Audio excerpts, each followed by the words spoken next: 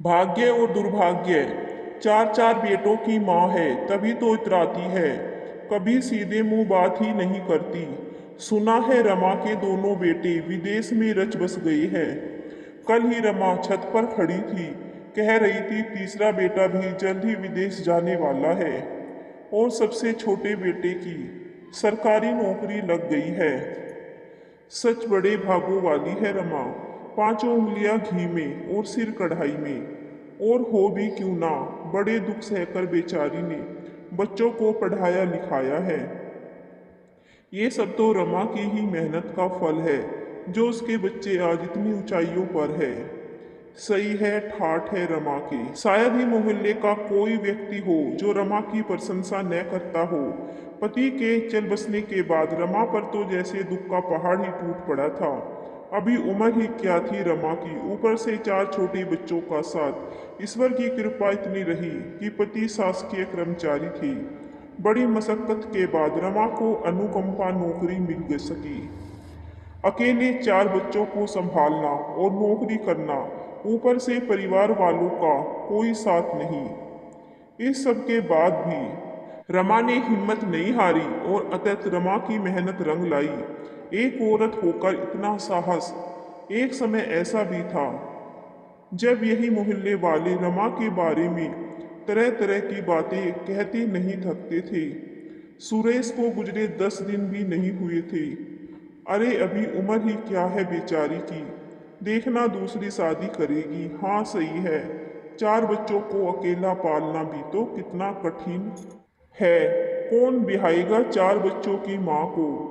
जितने मुंह उतनी बातें। रमा के हृदय की वेदना तो वही समझ सकता था जिसने यह पीड़ा सही हो।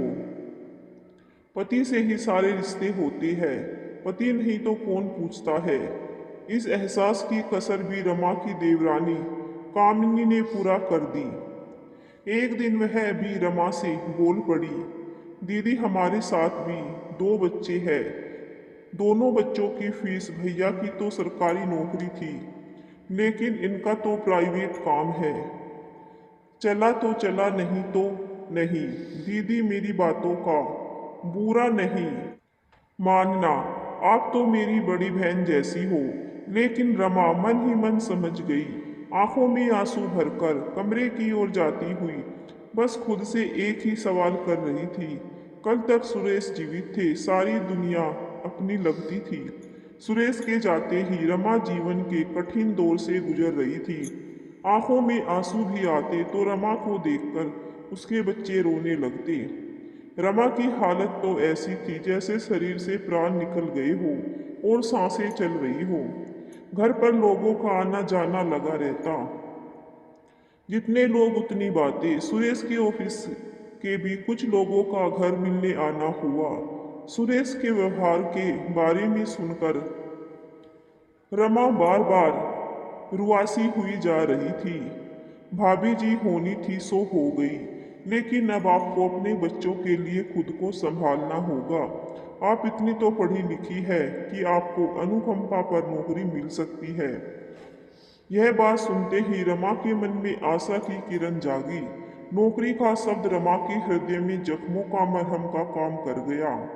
सुरेश के ऑफिस के मित्रों के सहयोग और मशक्कत के बाद रमा को नौकरी मिल गई। नौकरी लगते ही रमा के प्रति घर वालों के तेवर तो बदल गए, लेकिन इस सब के बाद भी रमा के संघर्ष कहाँ कम होने वाले थे। चार छोटे बच्चों को किसके सहारे छोड़ती। देवरानी ने पहले से ही रमा के मन में खटास भर दी। परीक्षा तो एक दो दिन की होती है, लेकिन कई वर्षों का संघर्ष रमा को वज्र सा मजबूत बना गया। अपने काम से काम रखना, ना ज्यादा बोलना, ना बातचीत। 34 साल की रमा आज 60 वर्ष की हो चुकी थी। चमकती काली आंखों पर चढ़ा मोटा चश्मा जीवन के हर दृश्य को स्पष्ट करता था, लेकिन फुर्ती और आत्मनिर्भरता आज भी वैसी ही जैसी 35 साल पहले थी। कुर्सी पर बैठी रमा राहत की सांस ले रही थी। दोनों बड़े बेटे विदेश में रच बस गए और तीसरा बेटा भी जल्द ही विदेश जाने वाला है। सबसे छोटे बेटे की भी रमा के रिटायरमेंट से पहले नौकरी लग गई। रमा के बेटे अपने अपने जीवन में आगे बढ़ रहे थे। समय इतना विपरीत हो भी सकता है ये कौन जान सका है। रमा को भी जीवन का एक विपरीत दौर देखना बाकी था। वृद्धावस्था की ओर तीव्रता से बढ़ते जीवन में ऐसा भी मोड़ आएगा, शायद रमा ने भी नहीं सोचा होगा। सुबह का समय रमा दैनिक कार्यों में लगी थी। बाथरूम में नहाने का पानी रखकर रमा ने दरवाजा लगाया था कि जोर से आवाज आई। आवाज सुनकर देवरानी की बेटी दौड़ी आई। ताई जी क्या हुआ? रमा अचेत हो चुकी थी। जैसे तैसे रमा को बाथरूम से बाहर निकाला। डॉक्टरी जांच के बाद पता चला रमा को लकवा मार गया है। यह खबर सुनकर तो जैसे घर में सन्नाटा ही पसर गया।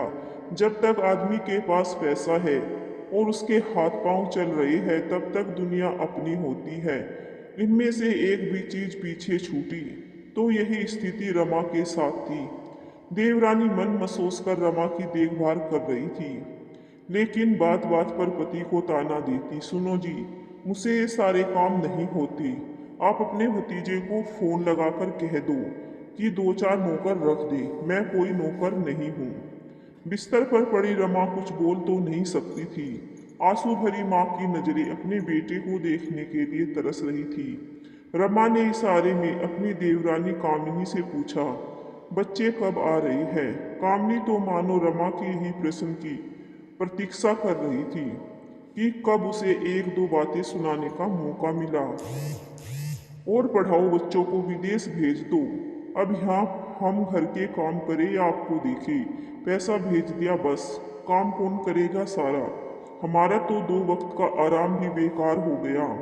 रमा की देखभाल के लिए बेटों ने नौकर चाकर डॉक्टर की व्यवस्था तो करा दी थी, लेकिन माँ अपने बच्चों को प्यार भी चाहती थी। बेटा पास बैठे बुढ़ापे के माँ के सुख दुख को जाने। फिजियोथेरेपिस्ट की सहायता से रमा चेयर पर बैठी थोड़ा बहुत हाथ पैर तो हिला लेती, लेकिन मन ही मन अपनी फूटी किस्मत पर आंसू बहा रही थी। जिसे सभी भागों वाली कहते नहीं थकते थे, वही भागों वाली व्हील चेयर पर बैठी बैठी अपने ही भाग को कोस रही थी। दोस्तों, अगर कहानी पसंद आई हो तो हमें कमेंट करके जरूर बताइए।